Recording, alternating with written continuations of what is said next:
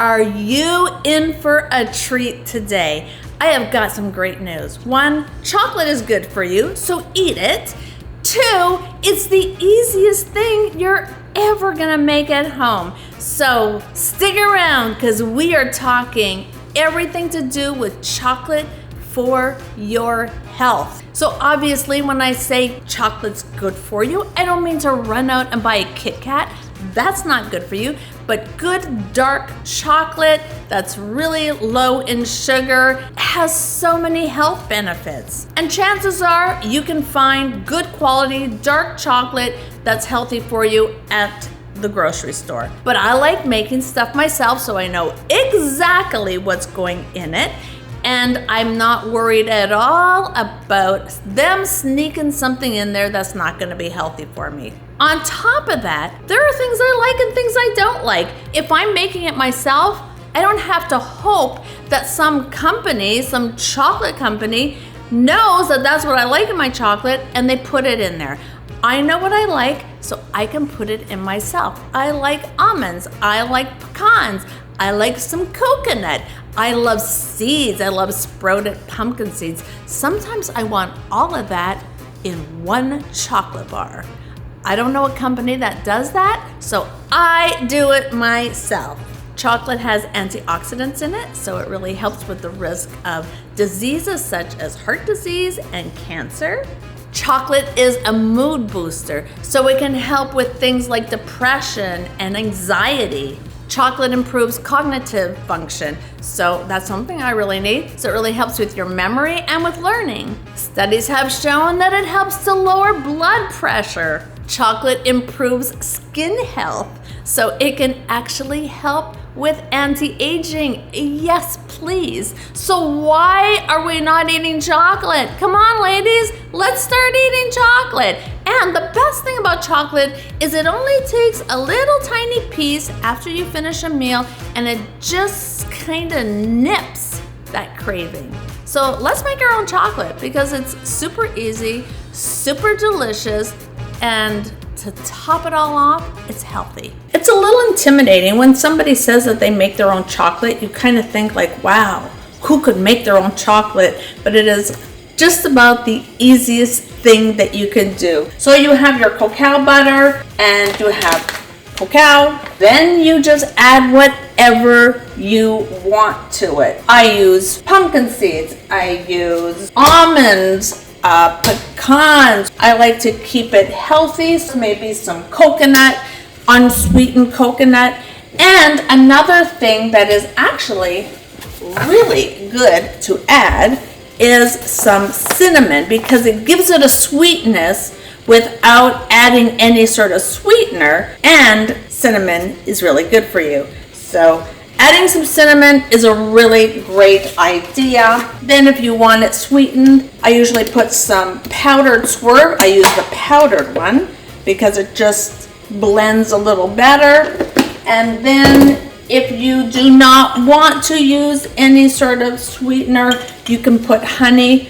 I don't use honey because it is a sugar and I avoid sugar from my diet. But if you prefer honey, I would just get a really good quality raw honey and add that in. So the first thing you do is you make sure you have a couple of inches of water just at the bottom. It's the weirdest thing. Someone like me who cooks and bakes as much as I do, I don't have a double boiler, but if you do, use that. I just take a glass bowl and I just put that on top, and then I add my cacao butter. So you can see it comes in some really big chunks of pieces. So I just chop that all up so that it can fit into a 1 cup measuring cup, and then I'm just going to put that into my glass bowl, drop it right in there, and then I'm going to put it on top of my simmering water.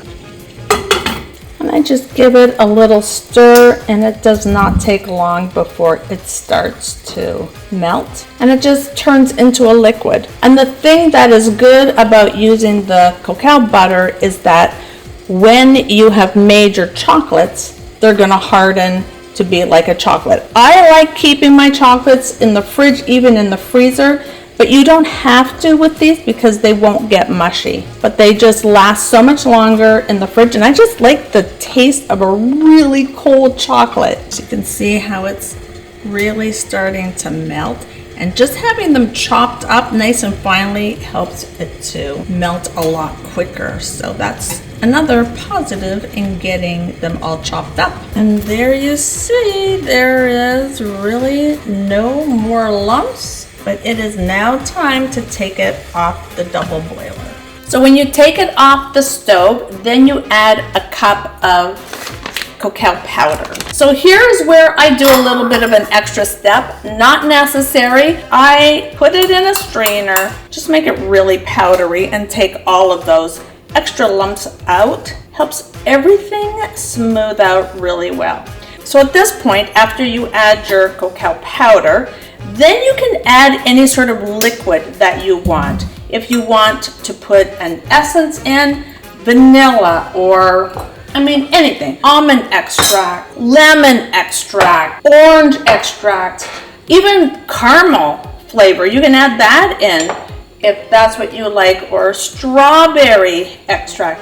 I'm not gonna put anything. I just like it to have that plain chocolate flavor. Now, here is a point that I really should tell you, is that you do not want water to get in your chocolate. That would be the only thing I would say about making chocolate, that you have to be very careful. Not one single drop of water. You don't want, if you have washed your hands and you have water on your hands, don't let that drop in there.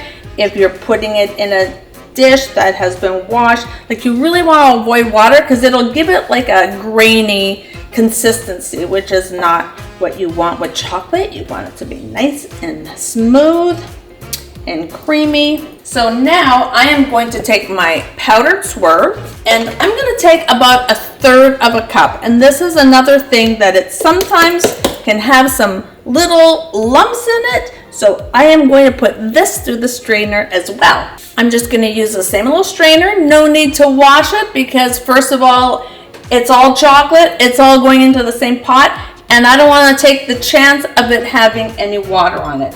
So I'm going to put 1/3 of a cup, but you can put as little or as much as you want, depending how much of a sweet tooth that you have. And once you have your sweetener, your cacao powder, all mixed into your cacao butter, then you're ready to add whatever ingredients you want to go in it. If you want to stop there, you can absolutely stop there. If you just want straight chocolate, you're done. There are different ways you can prepare the chocolate. You can use a mold. I have all kinds of chocolate molds, but if you don't have that, then you can put parchment paper on a cookie sheet and pour it out like that. The reason I do like these little ones, they're very little, and it gives you portion control. But if you have all the self-control in the world, then put it on a cookie sheet and just chop it up however you want to portion that out. And this is also the point where you add your cinnamon if you want to do that. I'm going to add a pretty good amount. I'm going to put about a tablespoon. You can double this really easily. The measurements are simple. 1 cup of cacao butter, 1 cup of cacao powder, sugar, sweetener, honey to your liking. It's a very easy one to just make it a little bigger, and it's kind of foolproof as long as you don't get water in there. So now comes the decision of what I'm going to put in my chocolate. I actually want to make 2 different kinds because I want to make some in my mold, and then I just want to pour some out on a cookie sheet. So the one that I'm going to put in my mold, I want whatever I add to it to be really finely chopped. So I think I might even chop these pecans up a little bit more, and then chop up some sprouted pumpkin seeds. And I'm going to put that in, and then I'll add more to put it out on the cookie sheet.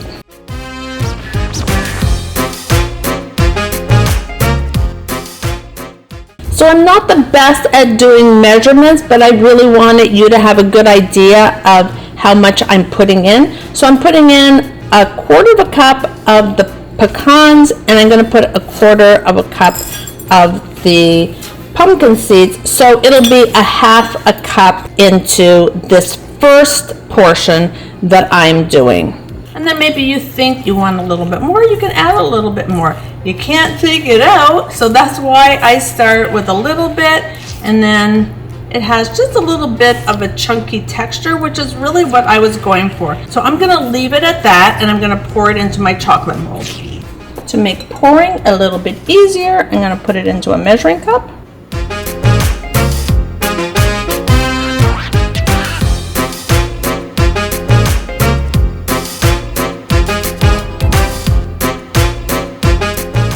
I am getting them filled right to the top. They might be a little better if I didn't fill them quite so much. Or another thing you can do if you just want one nut, maybe just one almond or something in each one, you can pour the chocolate just by itself, and then you can just go around and stick one almond or one pecan into each one of the little molds. So I did fill it too much. You can see that it's oozing over. So I'm gonna take my bread scraper thing here, and I'm just gonna scrape it all off so that they all land right at the very top and there's no excess that's gonna be running over. So the reason it's better to fill them a little less is that this is a messy job that I wish I wasn't doing right now. Okay, there I have it. None of them are oozing over the top, so I'm gonna let this just come to room temperature.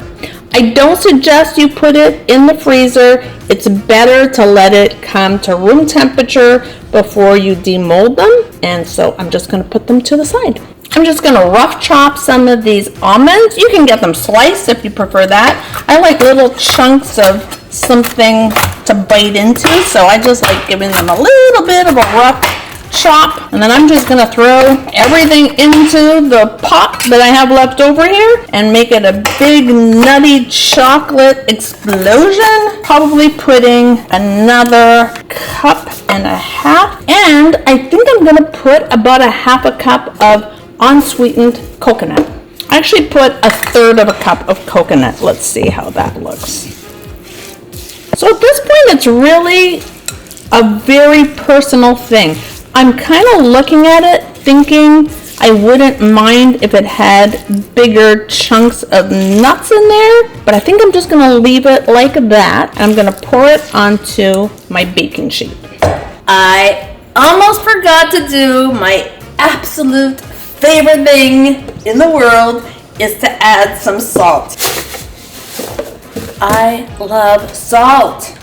I can't help myself. And it's not as bad for you as we've been told in the past.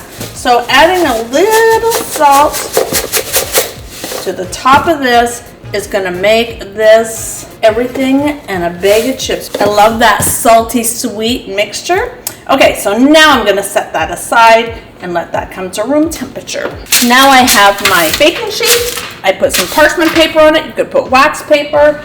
And I'm just gonna pour this lumpy mess on there. Easy peasiest way to do it. And I'm wondering why I bothered with my mold at all. So I'm just gonna smooth this out. You can make it as thin or as thick as you want. It's gonna harden, and it's going to be as hard as this was when you first started. So right now we just need to let this come to room temperature.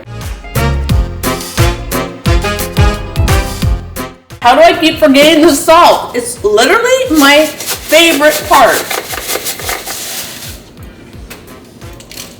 Just sprinkle a little bit. Another thing that I sometimes do is I get flaky salt, and that's kind of fun to add on to chocolate too. I get carried away, so I need to stop myself. Carolyn, walk away from the salt. Let me show you how easy it is. Look at these little chocolates. Aren't they so cute?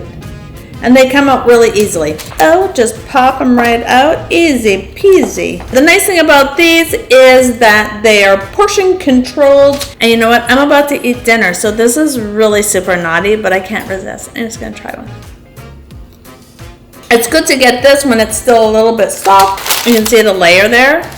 So you can see all the yummy good things that are in there. I'm just gonna cut it into smallish pieces. So I would say wait about an hour because it's still soft enough to cut really easily, And then at that point, you can either just continue to let it harden 100% at room temperature, which is actually kind of a good idea. Then if you want to put them in the freezer, but if you don't like your chocolate cold, you can just put it in an airtight container and just leave it on the counter. I would say it probably that way, maybe it lasts a week, but it'll last in the freezer for a very long time. A lot longer than you can resist eating it. Let's put it that way. I'm gonna take one little bite out of this one and see which one I like better. 100% the one that has everything in it. That coconut actually gives it a really good taste. So if you try it, leave it in the comments. What do you like to add to your chocolate? Do you like it just straight chocolate? Or are you like me and you like to add a bunch of things to it? So let me know. I would love to know if you make it. And that's it for now. Love you guys. I'll talk to you later. Bye.